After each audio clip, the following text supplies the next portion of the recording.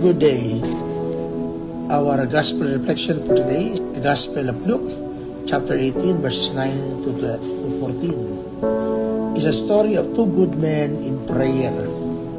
Two good men, the Pharisee and the tax collector. Two good men because the Pharisee says in the gospel that he is not greedy, not dishonest, not adulterous. He fasted twice a week and he paid tithes. On the other hand, the tax collector is also good. Why? Because he prayed to the Lord and he has fear for the Lord. Now the question is, bakit yung prayer ng Pharisee ay hindi pinahinggan ng Panginoon? But the prayer of the tax collector was heard by the Lord.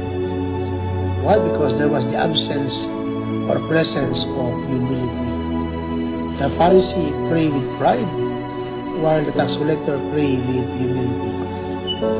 A well-known Bible scholar by the name William Barclay tells us the three secrets in praying with humility.